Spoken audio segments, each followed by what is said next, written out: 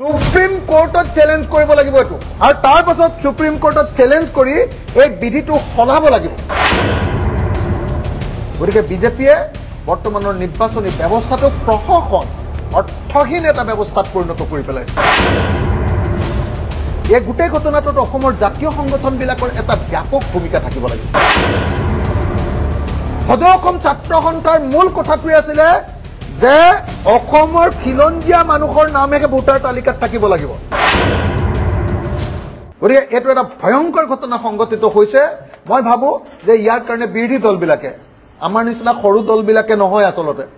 কংগ্ৰেছ বা all India লেভেলৰ যিবিলাক ডাঙৰ ডাঙৰ পাৰ্টি আছে তেওঁলোকে আচলতে সুপ্ৰিম কোৰ্টৰ আপোনাৰ যিটো কি কয় কনষ্টিটিউচনেল বেঞ্চত এটো চ্যালেঞ্জ কৰিব লাগিব নহলে অন্য কোনো উপায়েৰে এটোৰ পৰা উদ্ধাৰ হোৱাৰ কোনো ৰাস্তা নাই সুপ্ৰিম কোৰ্টত চ্যালেঞ্জ কৰিব লাগিব এটো আৰু তাৰ পাছত সুপ্ৰিম কোৰ্টত চ্যালেঞ্জ কৰি এই বিধিটো হলাব লাগিব যে এখন ৰাজ্যত সেই ৰাজ্যখনৰ ভোটাৰে বিধানসভাখন তৈয়াৰ কৰে অসমৰ মানুহে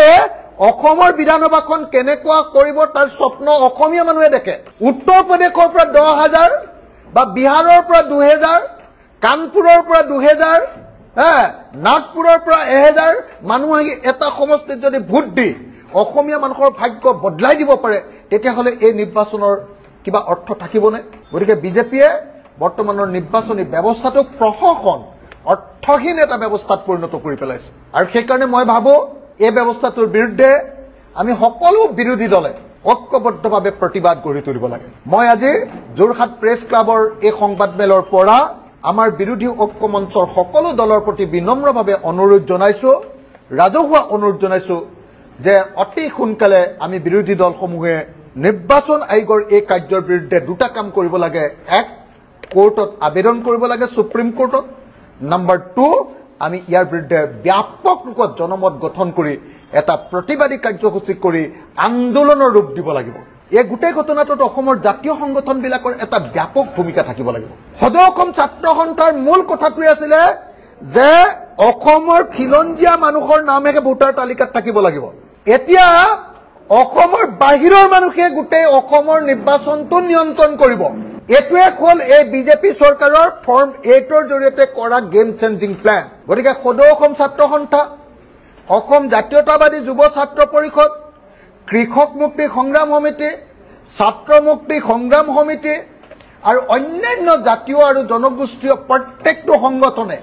যিবিলাকে নিজৰ জাতিটোৰ কাৰণে লাগ লাগ মাতে যিবিলাকে নিজৰ জাতিৰ অস্তিত্বৰ কাৰণে মাত পাতে যিবিলাকৰ অসমৰ ৰাজনৈতিক ভৱিষ্যত বাহিৰৰ মানুহৰ হাতত পঠিয়াই দিয়াটো নিবিচাৰে তেওঁলোক সকলোৱে ঐক্যবদ্ধ হৈ এটো গণ আন্দোলনত পৰিণত কৰিব লাগিব মই কথাটো ভালকে ব্যাখ্যা কৰিব পাৰিছো নে নাই নাজানো